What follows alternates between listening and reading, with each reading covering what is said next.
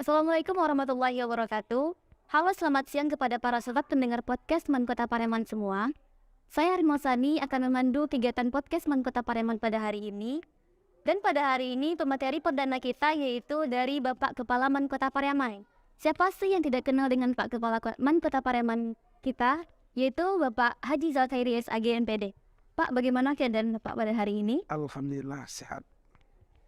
Oke Pak, untuk kali ini sedikit pemberitahuan kepada Bapak dan kepada para sobat pendengar podcast Man Kota Pareman semua. Ini adalah podcast perdana kita yang ada di Man Kota Pareman. Dan untuk itu pemateri pertama kita, podcast Man Kota Pareman ini yaitu langsung dari pimpinan madrasah sendiri, yaitu Bapak Kepala. Baik Pak, sedikit tanggapan dari Bapak terkait podcast Man Kota Pareman ini. Apa sih Pak tanggapan dari Bapak terkait podcast Man Kota Pareman ini? Baik, terima kasih. Pertama jelas Bapak selaku kepala madrasah merasa bahagia dan menyambut baik dengan hadirnya podcast di Man Kota Pareman. Tentu dengan harapan bagaimana kita menjadikan podcast ini sebagai sarana dan wahana untuk pengembangan informasi terhadap kondisi madrasah kita, sehingga ini berdaya guna dan bermanfaat guna baik itu bagi warga madrasah maupun masyarakat luas. Oke Pak, sedikit menggali tentang Bapak. Sebelumnya Harin pernah membaca cerita singkat tentang Bapak terkait dengan pengangkatan Bapak sebagai kepala sekolah, yaitu tentang Bapak sebelumnya tidak ada menjadi guru sebelumnya dan langsung saja menjadi kepala sekolah Man Kota Pareman ini. Itu bagaimana sih Pak ceritanya bisa langsung seperti itu? Ya, yang pertama memang ketika di dalam pelaksanaan dinas, Bapak itu awalnya diangkatkan sebagai guru pada sekolah dasar. Nah, setelah beberapa waktu kemudian ada pembangunan madrasah di tempat kelahiran Bapak. Itu tepatnya di Ulakan yang bernama Madrasah Aliyah Perguruan Seimbang Antara Dunia dan Akhirat, itu Mas Persada. Nah, permintaan masyarakat kita diminta untuk memimpin madrasah. Alhamdulillah dari kita pimpin itu berjalan proses madrasah cukup baik, memiliki perkembangan yang alhamdulillah, bahkan juga sampai madrasah swasta terakamtisi pertama. Sebenarnya madrasah itu memang sudah berdiri jauh sebelumnya, karena jika tidak berkembang maka alhamdulillah masa kita berkembang. Kemudian juga termasuk madrasah swasta pertama terakreditasi di Sumatera Barat. Dan ternyata sobat para pendengar Man Kota Pareman semua, ternyata Bapak Kepala kita ini salah satu alumni dari PGA Man Kota Pareman yang sekarang namanya diganti menjadi Man Kota Pareman. Itu bagaimana sih Pak ceritanya dari alumni bisa menjadi pimpinan begitu Pak? Pertama, kalau dari alumni menjadi pimpinan itu wallahu alam itu kekuasaan yang Benar Pak. di atas gitu kan.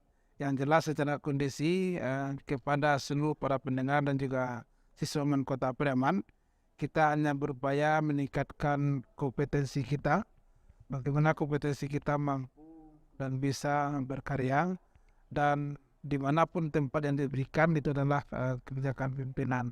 Dari samping itu juga kita memiliki komitmen untuk kemajuan madrasah kita. Nah, sebelum kita di Man Kota Pareman, dari madrasah aliyah swasta Persada tadi, terus ke Man Paingan, dan Man Paingan itu juga dulu terakreditasinya TT. Ketika kita berada di sana, alhamdulillah menjadi B, dan setelah itu diperintahkan ke Man Kota Pareman dari 2015 sampai sekarang. Masya Allah sekali ya Pak, dari akreditasi yang D jadi makin meningkat gitu ya Pak. Oke Pak, selanjutnya Arin juga mendengar dari beberapa pelantaran dari guru-guru kalau Bapak melanjutkan pendidikan atau studinya ke UIN Imam Bonjol Padang ya Pak, yaitu S3 nih ya Pak. Itu bagaimana bisa gitu Pak? Di sela-sela kegiatan Bapak menjadi seorang pimpinan dari Man Kota Pareman, bisa melanjutkan studi ke S3 lagi gitu Pak. Itu bagaimana ceritanya sih Pak? Gitu. Yang jelas yang pertama, menuntut ilmu itu adalah perintah, artinya Kewajiban ya Pak? ya kewajiban. Bahkan untuk itu dari ayunan sampai ke nyalat. Nah, apalagi kita selaku bergerak bidang pendidikan, karena pendidikan itu terus bergerak dan berkembang, memang kita dituntut juga harus selalu mengenai pengetahuan. Nah, ketika ada kesempatan untuk belajar, kapanpun dan dimanapun memang kita berupaya memanfaatkan itu. Alhamdulillah kita diberikan kesempatan untuk mencicipi pendidikan pada jenjang program doktoral pada UIN Muhammad Juanda. Alhamdulillah sekarang dalam proses penyelesaian, itu juga mohon doa kepada seluruh hadirin dan warga Mangkuta Priaman. Semoga ini cepat selesai, dan tentu kita juga berharap proses meraih gelar dokter itu juga bisa kita raih demi Mangkuta Priaman. Amin. Masya Allah, asal bukan dari teman-teman Kota Pariaman. Ternyata pemimpin kita ini juga melanjutkan studinya. Lalu bagaimana dengan kita yang juga sebagai siswa, kita juga harus mempunyai tujuan yang sama seperti Bapak, yaitu ingin melanjutkan madrasah ini ke depannya. Oke Pak, selanjutnya terkait dengan Bapak menjadi seorang pimpinan dari madrasah, itu merupakan kesibukan yang bisa dibilang sangat-sangat sibuk kan Pak. Lalu bagaimana Bapak bisa memanajemen waktu dari menjadi seorang mahasiswa, bisa dibilang mahasiswa kan Pak, S3 gitu, dan menjadi seorang pimpinan dari Kota Pariaman, itu bagaimana Bapak memanajemen waktunya gitu Pak? Baik, anak sebenarnya memang waktu itu kalau di daerah luar namanya time is money, artinya waktu adalah uang. Benar Dan sekali Pak. secara kondisi keagamaan atau Arabnya adalah waktu itu bagaikan pedang. Nah, karena kita masih punya kesempatan waktu, tentu kita juga mampu harus memanage waktu itu sendiri. Nah, ketika kita tidak bisa memanage waktu, nanti kita akan digilas oleh waktu sendiri. Nah, ketika kita juga ada tugas sebagai pimpinan madrasah, tugas sebagai warga masyarakat, tugas sebagai anggota keluarga, dan juga tugas sebagai mahasiswa. Nah, tentu kita yang tahu kapan kita berlaku sebagai mahasiswa, kapan kita bertindak sebagai pimpinan di madrasah, dan kapan kita juga sebagai anggota masyarakat ataupun anggota keluarga.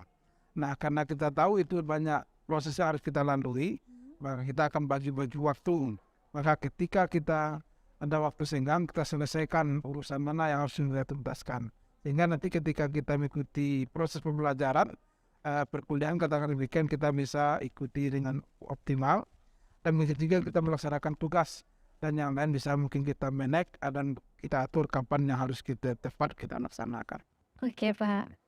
Oke Pak, selanjutnya Arin mau nanya nih Pak, terkait dengan remaja atau diri Arin sendiri pada saat ini. Itu gadget Pak, kita sama-sama tahu ketergantungan pada gadget pada saat ini itu bukan hal yang bisa dianggap biasa lagi, tapi itu memang memang harus di era digital ini kita apa-apa serba internet, digitalisasi gitu ya Pak. Karena kami dari peralihannya Pak dari COVID-19 ke new normal ini, tentunya banyak siswa-siswa Kota Pariaman ini masih ketergantungan kecanduannya terhadap gadget gitu Pak. Bahkan anak-anak SD pun sekarang sudah bisa memainkan gadget itu Pak. Pasti di dalam gadget tersebut banyak dampaknya, dampak positif dan juga negatif. Lalu menurut Bapak sendiri nih, bagaimana cara siswa-siswa ini dapat sedikit minimalisir atas ketercanduannya terhadap gadget gitu Pak, agar tidak terkecanduan sekali gitu Pak? Baik, ini adalah pertanyaan yang sangat luar biasa dan ini sangat berguna mungkin kepada kita semua. Yang jelas yang pertama, pemerintah telah mencanangkan memang transformasi digital, artinya segala sesuatu memang berada dengan internet, dengan digital, dengan HP dan sebagainya. Karena dunia ini hanya dalam genggaman gitu kan. Nah, ketika dunia berada pada genggaman, tentu punya dampak-dampak negatif maupun positif kepada seluruh yang memakai itu pengguna gadget, termasuk para siswa. Nah, secara kondisi gadget bagi siswa juga sangat dibutuhkan. Nah, ketika dia tidak bisa memilah antara kebutuhan dengan katakanlah kecanduan tadi, tentu di sana akan terjadi katakanlah konflik pada diri sendiri. Artinya ketika dia harus belajar, kemudian juga kecanduan gadget dengan berbagai permainan. Nah, disinilah letak katakanlah peran bagaimana siswa itu mampu bisa memilah ini gadget digunakan untuk proses pembelajaran, menjelajahi ilmu melalui jendela internet ini, maka itu dia akan menjadikan gadgetnya hanya sebagai untuk menggali informasi dan pengetahuan. Nah, ketika ada siswa yang hanya kecanduan gadget untuk bermain katakanlah game, kemudian menonton film-film hal yang tidak baik, nah ini itu banyak hal bisa dilakukan. Katakanlah dilakukan ketika kondisi ini mungkin ada kegiatan-kegiatan pembinaan kepada siswa, kegiatan ROIS, kemudian kegiatan English Club, kemudian pembinaan keagamaan dan sebagainya. Ketika waktu itu sudah benar demikian, maka gadget itu bisa dikesampingkan dalam pelaksanaan. Nah, artinya gadget dibutuhkan oleh siswa, tetapi gadget tidak menjadi penghalang siswa itu untuk katakanlah menjelajahi ilmu, dan juga diharapkan siswa tidak kecanduan gadget dalam bermain game-game online lainnya yang tidak bermanfaat. Nah, Sobat Mengkopar, setelah kita dengar penuturan dari Bapak Kepala tadi, kita gunakanlah gadget kita itu ke hal yang positif, yang di gadget kita bisa mengeksplor kegiatan-kegiatan gitu. Jadi kita gunakan terhadap hal yang positif yang bisa menambah ilmu pengetahuan kita ke depannya. Oke Pak, ini pertanyaan terakhir dari Arin. Terkait nih Pak, ini juga pertanyaan dari banyak dari siswa-siswa juga sih Pak, terkait Bapak gitu. Ini sebelumnya Bapak, ketika Bapak menyampaikan amanah gitu, pasti Bapak mendahulunya dengan 1, 2, dan 3. Benar nggak sih Pak? Dan terkait itu banyak sekali siswa-siswa yang bertanya, itu apa sih gitu kan? Bapaknya Masya Allah gitu, dimulai dengan sholawat terlebih dahulu gitu Pak. Itu bagaimana sih Pak kronologinya, atau apakah ada motivasi Bapak tersendiri untuk memulainya dengan lantunan sholawat terlebih dahulu gitu Pak? Pertama, jelas karena ketika kita berada di depan audiens dan kita itu adalah orang yang baru muncul, nah jelas audiens kita itu kondisinya tidak stabil. Artinya mungkin pemikirannya ada dalam perjalanan, pemikirannya ada di rumah, pemikirannya ada perutnya lapar dan seterusnya. Nah, maka dengan kita fokuskan melalui katakanlah prakata awal, apakah itu dengan bersalawat atau dengan ungkapan-ungkapan lain, maka ini akan memusatkan perhatiannya pada suatu kegiatan. Nah, sehingga apa yang pas untuk para siswa dan generasi mungkin kita gunakan. Maka untuk di Kota Priaman kita upayakan bagaimana kita awali dengan bacaan Tana'an Badru Alaina sebagai bentuk model bagaimana kita berinteraksi dengan siswa. Iya Pak, karena banyak sekali teman-teman gitu yang menanyakan terkait itu ya Pak. Oke Pak, mungkin teman-teman sudah mendengarkan penuturan dari Bapak terkait hal itu. Ternyata memiliki hal yang nampak positif juga, juga menyuruh kita untuk bersolawat kepada Nabi Muhammad SAW. Dan ini harus sedikit lupa Pak, pertanyaan yang ini juga yang terakhir sih Pak, terkait akreditasi sekolah Pak. Dan pada saat sekarang ini sekolah kita kan lagi gencar-gencarnya gitu Pak, terkait akreditasi sekolah gitu. Lalu bagaimana cara dari Bapak, tanggapan Bapak sendiri terkait akreditasi ini untuk sekolah kita yang maju ke depannya gitu Pak?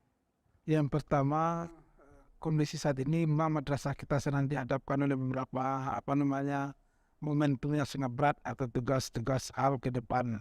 Maka justru itu diharapkan kepada seluruh warga Kota Priaman harus demand dengan ini, artinya semuanya harus greget bagaimana mereka bisa mengikuti, mempersiapkan bahan-bahan akreditasi dengan bersama-sama berkolaborasi, apakah itu guru, pegawai dan siswa dan juga seluruh komponen yang ada. Karena tanpa kebersamaan ini tidak akan bisa kita capai, dan kita harus mempertahankan kembali akreditasi A ini pada Kota Priaman. Nah, di samping akreditasi kita memang juga ada banyak kegiatan. Kita memang dihadapkan kepada tugas akhir madrasah, yaitu menghadapi siswa kelas 12 ujian akhir madrasah dan juga kegiatan-kegiatan lain. Nah, tentu kita berharap kepada seluruh warga bagaimana kita bersatu padu sehingga hajat dan kegiatan ini semuanya bisa berjalan dengan baik dan memperoleh hasil atau nilai maksimal, yaitu akreditasi A kembali kita. Amin. Amin ya rabbal alamin. Nah Sobat Mengkopar semua, terkait kata Bapak tadi, yaitu kita lagi dihadapi banyak-banyak kegiatan ya Pak terkait dengan ujian akhir sekolah dari kelas 12. Untuk itu kepada seluruh kakak-kakak kelas 12, silahkan rajin-rajin belajar untuk bisa meraih impian dan jurusan dan perguruan tinggi yang diinginkan gitu ya Pak. Oke Pak, selanjutnya nih Pak, Arin mau nanya nih Pak, apa harapan Bapak terhadap podcast Mengkuta Pareman ini ke depannya gitu Pak? Supaya podcast ini lebih maju dan lebih dikenal oleh masyarakat luas dan di luar sana gitu Pak. Satu kebanggaan juga kan Pak bagi Mengkuta Pareman bisa dikenal di berbagai daerah gitu. Ternyata Mengkuta Pareman punya podcast loh gitu. Apalagi banyak sekali alumni yang rindu terhadap MAN gitu Pak. Jadi bisa mendengarkan langsung dari pimpinan gitu Pak terkait podcast Mengkuta Pareman ini Pak.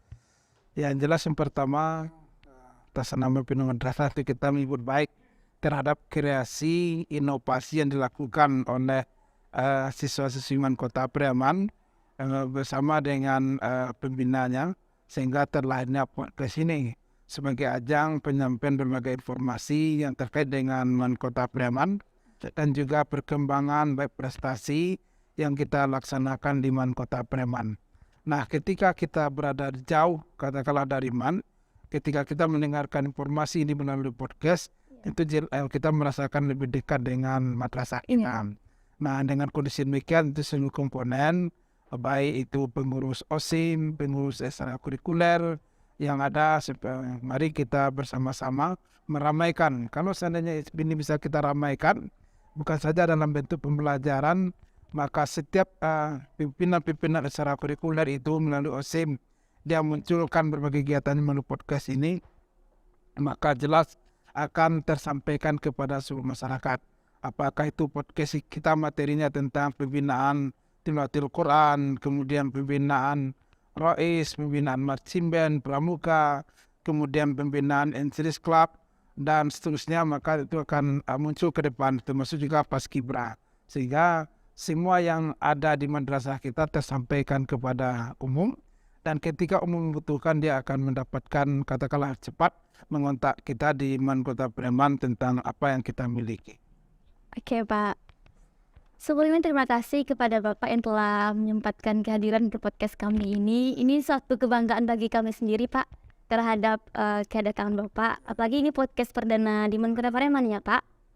Oke Pak, terima kasih atas kehadiran Bapak. Oke, untuk sobat Menkopar semua, jangan lupa like, share, dan komen ya teman-teman semua, karena ini sangat membantu terhadap kami. Dan jangan lupa subscribe karena itu juga sangat membantu pertumbuhan podcast Kota Pareman ini. Oke, saya Arin Mosani selaku podcaster pada hari ini. Terima kasih atas segala perhatian dari teman-teman semua. Apabila ada kekurangan kami mohon maaf. Assalamualaikum warahmatullahi wabarakatuh.